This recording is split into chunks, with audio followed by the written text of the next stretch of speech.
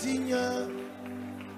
Les cieux disent que tu es digne, digne, digne. La terre dit que tu es digne, digne, digne. Tu es digne.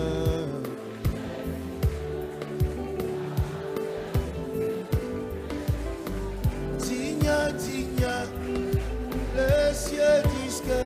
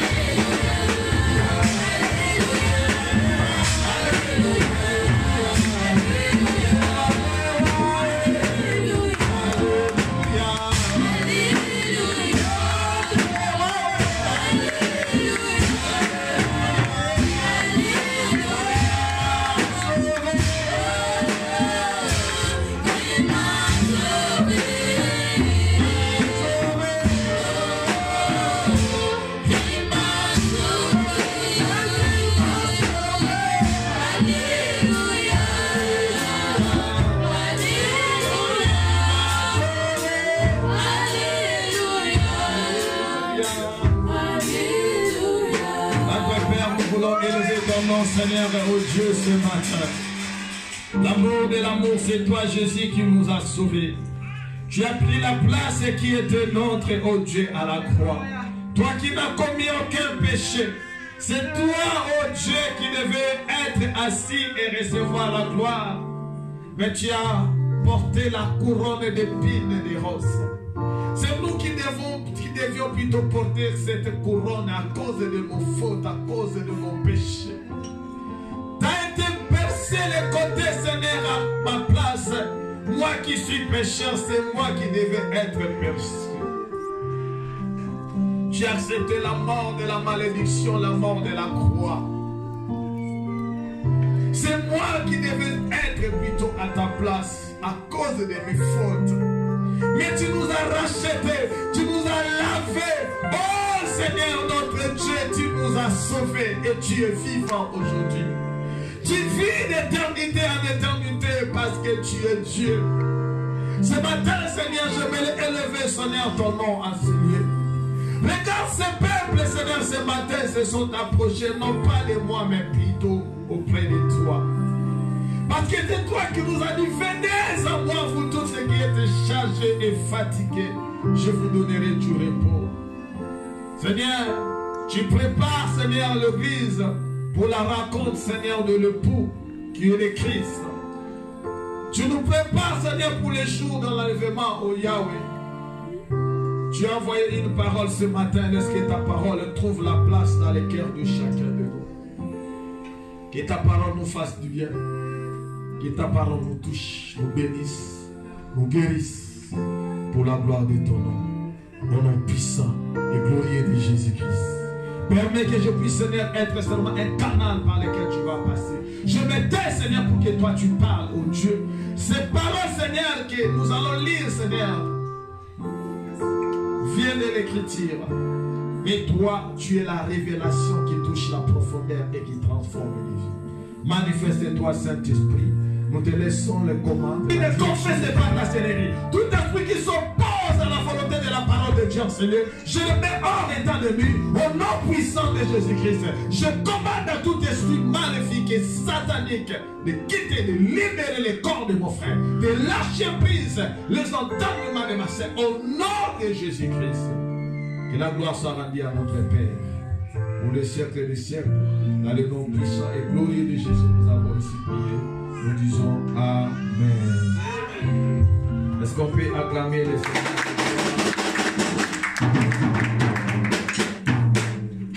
Gloire à Dieu.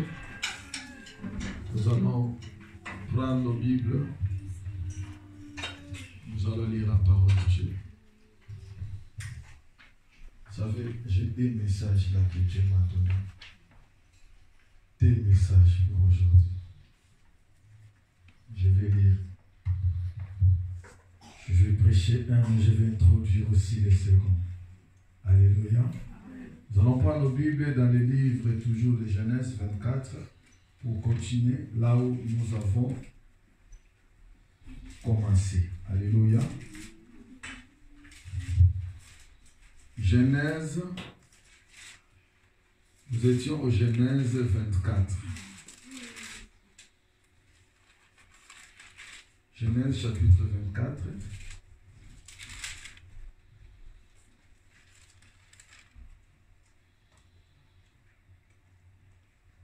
Nous avons commencé à lire à partir du verset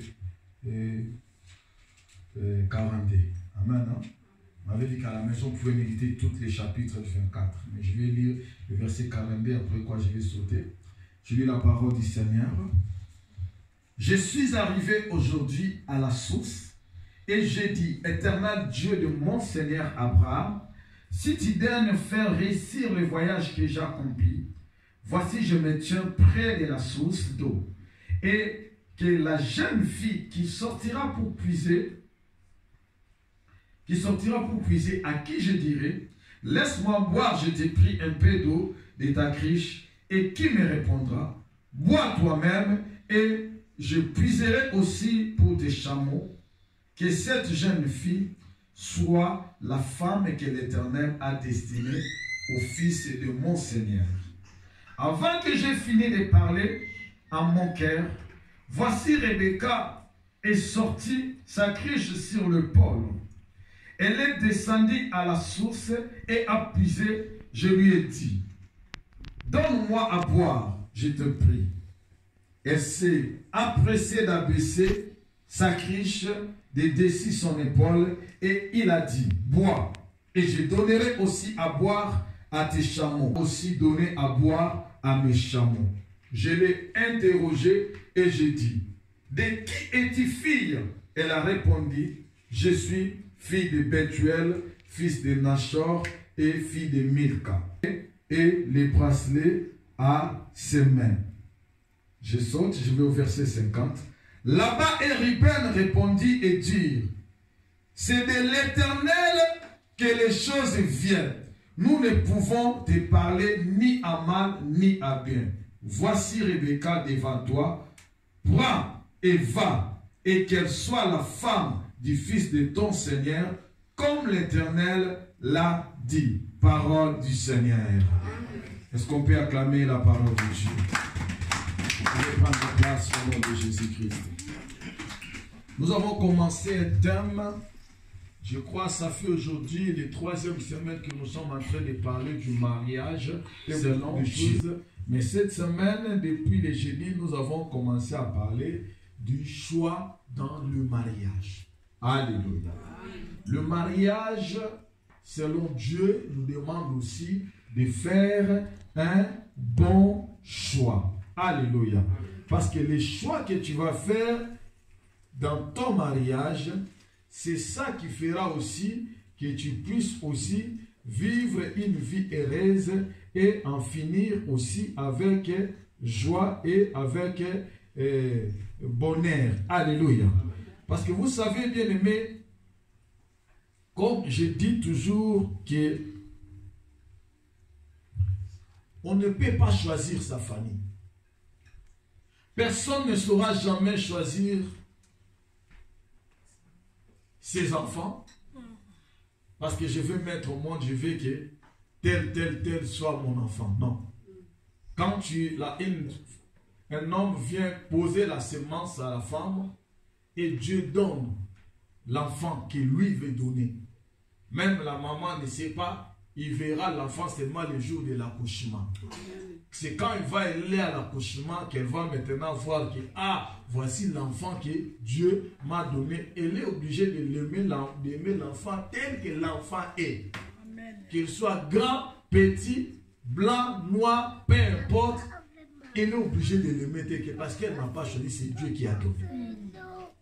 On ne peut pas non plus choisir ses parents, tu ne peux pas choisir ta maman, ton papa. Parce que si c'était le choix à faire, bien aimé, beaucoup d'entre nous peut-être ne choisiraient plus leurs parents. Alléluia. Peut-être toi tu voudras aller naître dans la famille, je ne sais pas, de Donald Trump ou de Bill Gates ou de Nicolas Sarkozy, je ne sais pas, des pasteurs ou des docteurs, chacun pourrait faire son choix. Amen. Mais ça ne dépend pas de nous. Voilà pourquoi tu ne pourras jamais choisir tes parents, mais tu es né parce que Dieu t'a choisi que tu puisses naître dans cette famille-là.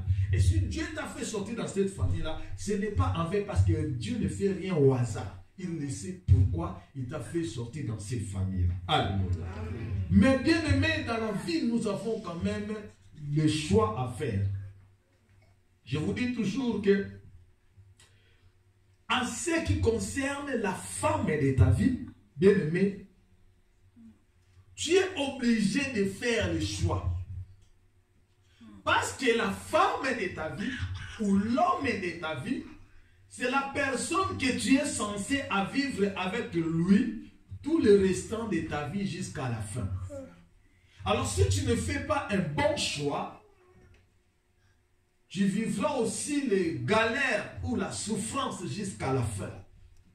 Ou tu commenceras un certain temps et tu abandonneras en cours de route pour changer et chercher encore.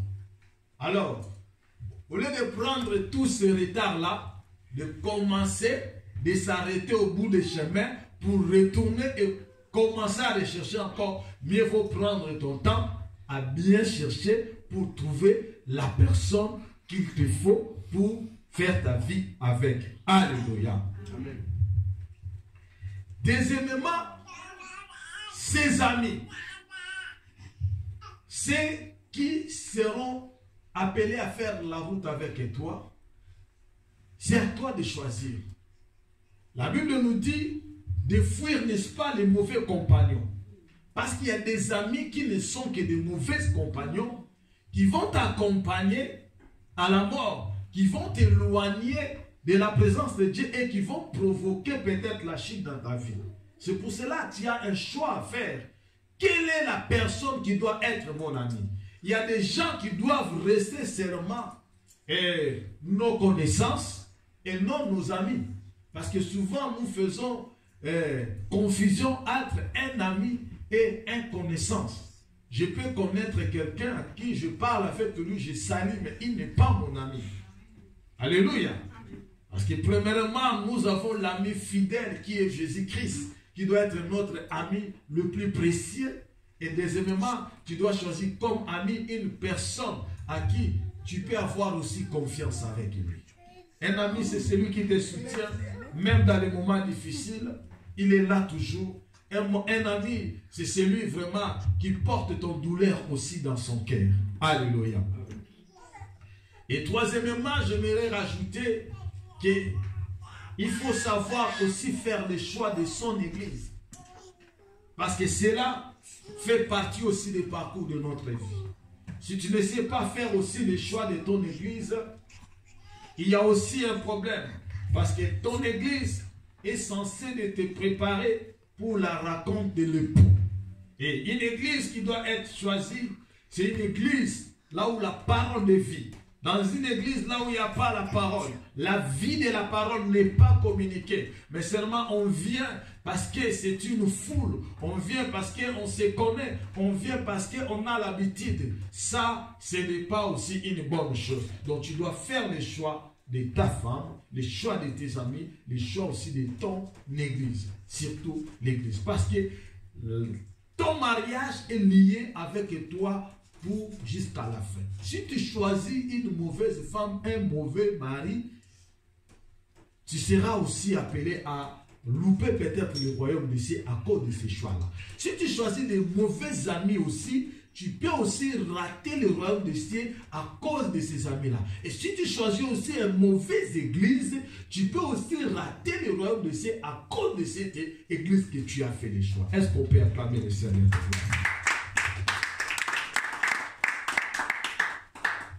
Ici, nous voyons bien aimé cet homme du nom plutôt d'Eliezer, qui a quitté la maison de son maître avec une mission particulière que son maître lui a donnée. Son maître lui a dit, vas-y, va chercher pour mon enfant, va chercher pour mon fils Isaac une femme. Mais cette femme-là, je veux que tu ailles jusqu'à ma famille, chercher une femme dans ma famille pour mon enfant. Alléluia. Et cet homme est parti, et quand il est arrivé, comme il avait juré au pied, en mettant ses mains dans les cuisses de son maître, de réussir sa mission, il a dit que non, moi-même je suis incapable de réussir cette mission. Il faut que je demande le secours de Dieu. Il a dit qu'Eliezer a fait cette prière, il a dit, Seigneur, aide-moi à réussir la mission et à trouver la femme convenable pour, n'est-ce pas, les fils de mon maître. Alors, là je me tiens sur le prix. Je me tiens sur ce prix. J'ai besoin, Seigneur, de ton aide. C'est moi, bien sûr, qui vais faire les choix, mais c'est à toi de m'aider. Alléluia. Aide-moi, Seigneur, je me tiens là. Je demande que, je sais que dans cet endroit, les filles viennent puiser de l'eau ici pour amener chez eux.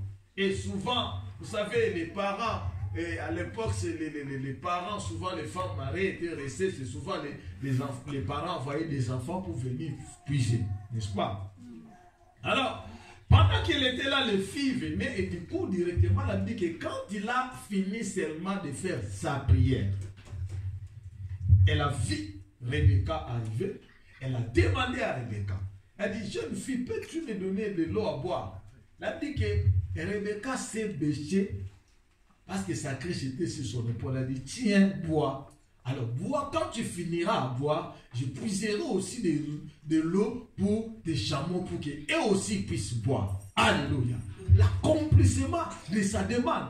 Parce que c'est ce que lui avait demandé. Il lui avait dit que Seigneur, la fille que je veux demander de l'eau, qui me donne et que lui-même, qu'elle-même me propose aussi de donner de l'eau à mes bétails. Alléluia. Et c'est ce qui s'est passé. Directement, elle a compris que non, Dieu m'a répondu. Elle a mis l'anneau et puis les bracelets. C'était une manière de dire que je te prends en mariage ou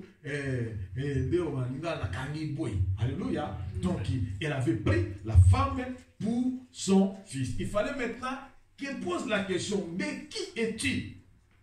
Fille? Non, je suis une fille. Je suis la fille de Nachor. Ah, donc vous voyez, Dieu a planifié des choses telles que lui l'avait. Parce que Abraham lui a envoyé d'aller chercher dans la famille. Dans sa famille. Mais Abraham ne lui avait pas donné l'adresse. Il fallait qu'il arrive dans le village, il commence à chercher, c'est pour la maison de la famille d'Abraham. Alléluia. Pour qu'il voie après qu'il fasse son choix. Mais avant d'arriver là-bas, il a fait la prière à Dieu de l'aider.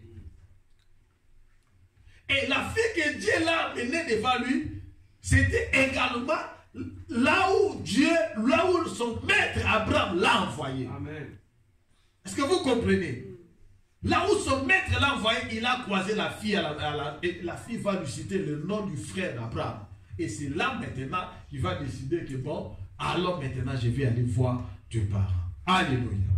Bien aimé, je vais vous emmener à comprendre que Abraham s'est marié à la même endroit que son fils Isaac. C'est aussi à la même endroit que le fils d'Isaac, Jacob, s'est marié. Est-ce que vous comprenez? Parce que Abraham et Sarah déjà étaient des sœurs. Même père, mais de mères différentes. Alléluia. C'est là qu'Abraham a envoyé qu'on aille chercher la femme pour son fils. Et la femme dont on a trouvé pour le fils d'Abraham, Rebecca était en fait la nièce d'Abraham. Parce que c'était la fille du frère d'Abraham. C'est là qu'on a été mariés. Et le jour où Jacob a voulu se marier aussi, Rebecca a envoyé encore aussi Jacob, Isaac. Ou plutôt, Rebecca, la femme d'Isaac, a envoyé son fils Jacob de fuir auprès de son frère Laban. Et c'est Laban aussi qui est auprès de Laban que Jacob a trouvé aussi Rachel et Léa. Donc Rachel et Léa aussi sont des cousines. Alléluia. Sont des cousines étaient aussi des cousines de Jacob. Pourquoi? Parce qu'à cette époque, en Israël, était convenu que les Israéliens qui puissent marier entre eux. Parce qu'ils servaient le même Dieu, parce qu'ils avaient la même vision, il fallait qu'ils gardent leur bénédiction ensemble. Et de nos jours, aujourd'hui, on appellera ça de l'inceste. Alléluia. Parce que vous avez notre Dieu est le Dieu du temps et le Dieu aussi des époques. À ces instants-là, à ces temps-là, c'était permis. C'était comme ça. Alléluia. Et fit venir un moment où Dieu n'a pas permis, Dieu lui-même a appelé cela de l'inceste. Alléluia. Mais ce qui est important pour nous ici aujourd'hui, c'est le choix que cet homme a fait. Bien-aimé, pour trouver une femme dans ta vie, tu dois premièrement demander à Dieu dans la prière, ou pour trouver un homme dans la vie, tu dois demander à Dieu. La Bible dit quoi? La Bible ne nous dit pas de demander à Dieu tout ce dont nous avons besoin. Le problème avec nous, les enfants de Dieu, nous demandons à Dieu d'autres choses, mais pour ce qui concerne le mariage, nous ne demandons pas la vie de Dieu. Bien aimé, Dieu ne descendra pas par vision pour te dire que non, voici la femme ou voici l'homme. Alléluia. Amen. Ta prière avec Dieu, c'est que Dieu puisse t'aider, te donner la sagesse, l'intelligence divine de comprendre et de discerner la personne que tu fréquentes. C'est très important. Alléluia. Parce que souvent, les gens ne discernent pas, où les gens ne marchent pas avec l'intelligence ou la sagesse divine, et ils vont aller tomber sur de mauvaises personnes qui vont ruiner en fait leur vie. Voilà pourquoi il est très important de commencer à demander d'abord à Dieu. Alléluia. Sachant que tel que nous sommes d'abord pas des propriétaires de ce corps auquel nous détenons. Dieu seul est le propriétaire de nos corps et nous ne sommes que des gérants, des gestionnaires qui sont en train de gérer ces corps. Alléluia. Et pour cela, nous avons besoin de propriétaires de corps. Demander l'aval des propriétaires pour qu'ils nous aident.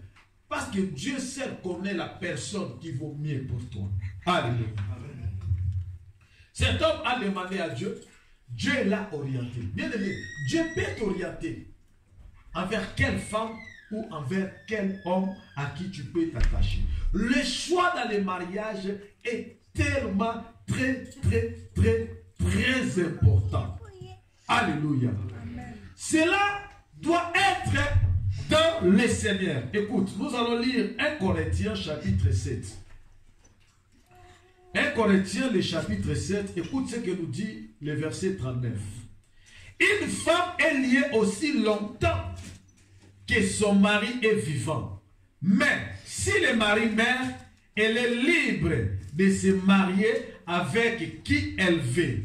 Seulement que ce soit dans le Seigneur. C'est ça. C'est cette partie-là qui m'intéresse. Seulement que cela soit dans le Seigneur. C'est-à-dire qu'un enfant de Dieu est appelé à faire un mariage, mais que ça soit un mariage, et que ça soit un mariage dans le Seigneur. Un mariage dans le Seigneur.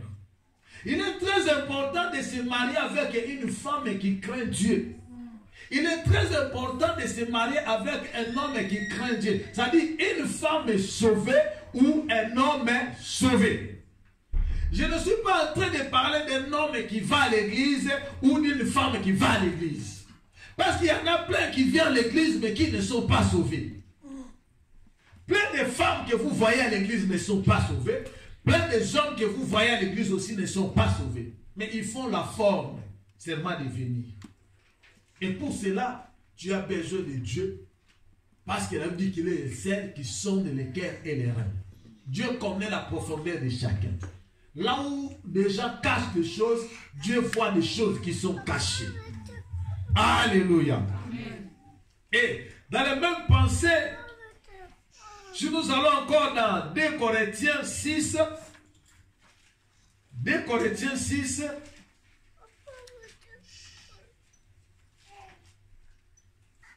écoute, 2 Corinthiens 6, le verset 14 nous dit ceci. Ne vous mettez pas, alléluia, ne vous mettez pas avec les infidèles sous un joug étranger. Car quel rapport y a-t-il entre la justice et l'iniquité? Ou qu'y a-t-il de commun entre la lumière et les ténèbres? Alléluia. Amen. Ne vous mettez pas avec n'importe qui dans le lien de mariage. Parce que les ténèbres ne peuvent pas cohabiter avec la lumière. C'est ce que j'avais dit le jeudi, que quand vous êtes un enfant de Dieu, c'est-à-dire que Dieu est pour vous comme un père. Et que vous vous mettez avec une personne qui n'est pas enfant de Dieu, qui a pour le père le diable. C'est-à-dire quoi? C'est-à-dire que toi, tu es un enfant de Dieu, ton beau-père, c'est le diable en personne. Ben oui. Alléluia. Et quand le diable est ton beau-père, tu ne peux pas chasser ton beau-père de la maison quand ton beau-père vient te rendre visite. Alléluia. Donc, toi tu as Dieu, ton père viendra quand toi tu l'appelleras, et lui aussi, son père viendra lui rendre visite. Et vous savez, la visite du diable dans la maison, c'est le trouble, c'est le désordre, c'est le chaos. Alléluia. C'est pour seulement nous amener à comprendre que nous avons besoin de faire un bon choix. Et pour ce choix, nous avons besoin de notre Père, qui est Dieu, de nous aider à faire le bon choix. Et demander plutôt l'intelligence, la sagesse divine pour pouvoir faire un bon choix. Je ne parle pas des mariages auxquels les gens rêvent. Oh, je rêvais, Dieu m'a montré, toi tu es ma femme. Non, ou Dieu m'a montré, c'est toi l'homme de ma vie. Non, ici moi je ne prophète, je ne marche pas avec ces genres de prophéties. Alléluia. Le mariage, ça commence d'abord par la vie. Tu vois, tu t'engages par la parole et tu fais l'examen de la personne en priant aussi, en demandant aussi à Dieu de t'aider, de te donner la sagesse de comprendre la personne pour pouvoir t'engager avec elle. Alléluia. Amen. Parce que Dieu ne viendra pas te donner. Parce que je vous ai dit que la seule personne que Dieu l'a donnée a traité Dieu de la faute de Dieu. Dieu a donné à Adam, Dieu à la femme. Et Dieu, même lorsque Adam a vu là, c'est lui-même qui est parti dire, Alléluia. Dieu lui est seulement présenté. À cause des présentations, les jours où la femme l'a poussé à manger le fruit que Dieu l'avait interdit, il va dire à Dieu que c'est à cause de la femme que tu m'as donné. Il dit là, j'étais la faute à Dieu. Alléluia. Voilà pourquoi Dieu nous laisse maintenant le temps à chacun de nous de prendre le temps de choisir et de bien choisir avec l'intelligence divine. C'est à toi, mon frère, c'est à toi, ma sœur, de faire les choix. Alléluia. Amen. Alors, pour faire les choix, premièrement, tu dois choisir une personne née de nouveau. Une personne qui craint Dieu. Une femme née de nouveau, un homme né de nouveau. Nous savons bien que ce n'est pas une femme qui va aller aborder, alléluia, un homme, mais c'est plutôt un homme qui va vers la femme. Alléluia. Donc l'homme là qui va vers la femme doit faire son choix. Le choix, c'est d'abord tout ce que nous voyons. Chacun sait ce qu'il aime. C'est le genre de femme qu'il préfère ou le genre d'homme qu'il lui préfère. Tout le monde n'a pas les mêmes goûts. Les autres préfèrent grand, les autres préfèrent petit, les autres préfèrent grosse, les autres préfèrent mince, les autres préfèrent clair, les autres, ça dépend de chacun. Là où tes yeux voient, tes yeux te poussent, c'est là aussi que tu vas t'engager. Mais quand tu vas aller, il faut aussi regarder d'autres critères. Parce que tu ne vas pas finir seulement que par les yeux. Il faut aussi qu'il y ait d'autres critères qui vont se suivre, qui pourront t'aider à faire la vie avec personne, parce que c'est un engagement qui est pour la vie. Alléluia. Amen. Si la personne n'est pas née de nouveau, tu as un problème. Mais si la personne est née de nouveau, je ne parle pas d'aller à l'église, mais d'être né de nouveau, il n'aura pas crainte de toi pour te faire du mal, mais il aura plutôt la crainte de Dieu. Et quand la personne a la crainte de Dieu, la femme a la crainte de Dieu, l'homme a la crainte de Dieu, personne ne cherchera à offenser son Dieu.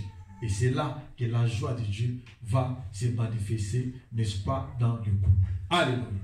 Donc, enfants de Dieu, mariez-vous entre vous.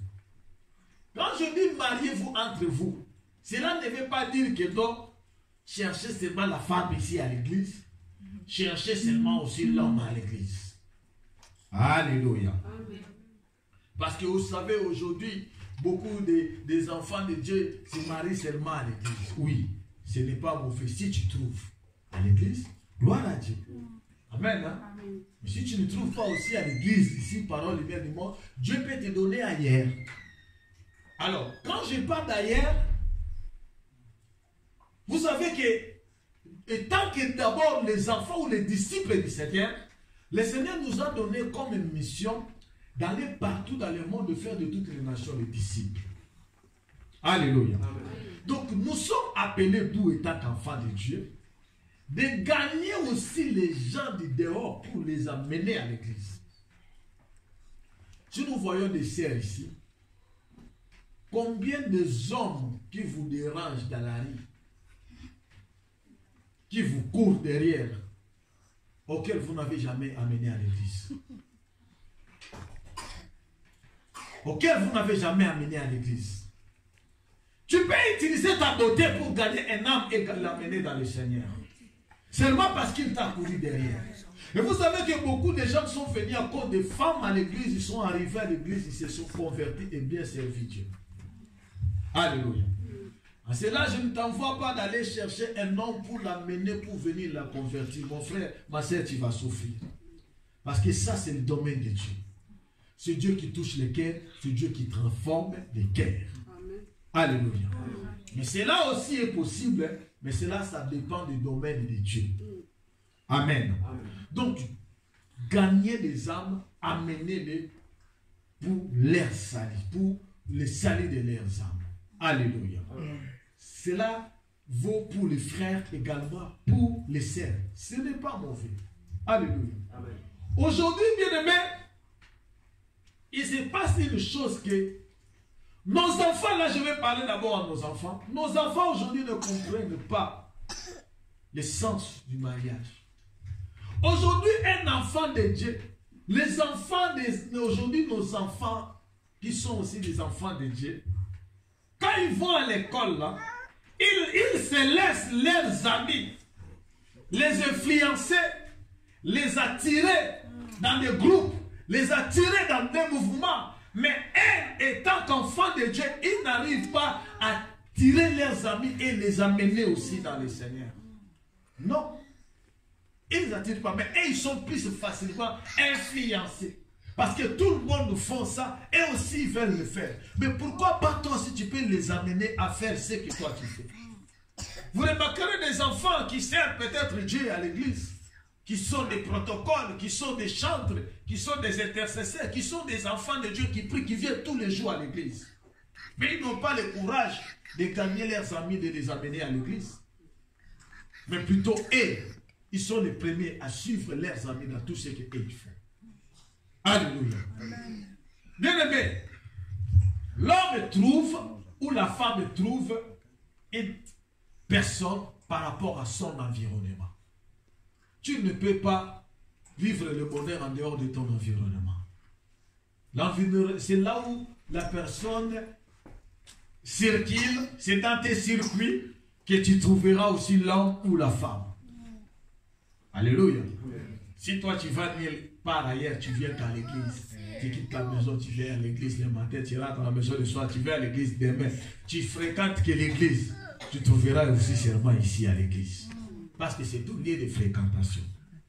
Si tu vas aussi à l'école, le matin tu vas en dehors de l'école, tu vas nulle part. C'est peut-être aussi... Donc l'endroit que tu fréquentes beaucoup, c'est là aussi que tu peux trouver aussi ton environnement.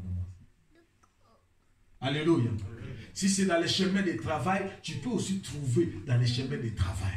C'est pour ça que vous voyez souvent le médecin entre médecin et les étudiants entre étudiants, ça se passe toujours comme ça. Mais il y a des étudiants aussi qui craignent Dieu. Il y a aussi des médecins qui craignent Dieu. Il y a aussi partout là où tu te trouves, il y a aussi des gens qui craignent Dieu. Quand toi tu te mets à marcher dans la crainte de Dieu, Dieu est capable de te donner aussi, peu importe l'endroit où tu sois, même en dehors de l'église, une personne qui craint Dieu. Mais toi d'abord commence à marcher dans la crainte de Dieu. Mets d'abord Dieu toi-même en première position. Dieu peut te faire croiser avec la personne même en chemin. Alléluia. Amen. Il n'est pas impossible qu'on nous amène aussi des millionnaires ici à l'église. Est-ce que cela est impossible? Hein? Oh, pourquoi tu me regardes comme ça, Bélange? C'est impossible. Ah, ce n'est pas impossible. Qu'on reste sinon, Bélange s'est croisé avec un monsieur, le fils de Onassis, le millionnaire, et la gloire à Dieu. Hein? Oh, bien, arrêtez vos enfants de regarder que tout autour, un frère parce qu'il avait un condamné, un sœur parce que non, on n'est pas dans un carré auquel on ne peut pas sortir. Non, pas comme ça. Amen. Pour votre bonheur, pour votre bien, vous êtes des enfants bénis. Alléluia. Alléluia. Amen. Vous avez la grâce aussi de prendre les poissons. Amen. De gros poissons, les emmener à l'église, que ces poissons-là servent aussi Dieu, bénissent aussi l'église, aident aussi l'avancement de l'œuvre de Dieu. Pourquoi pas? Amen.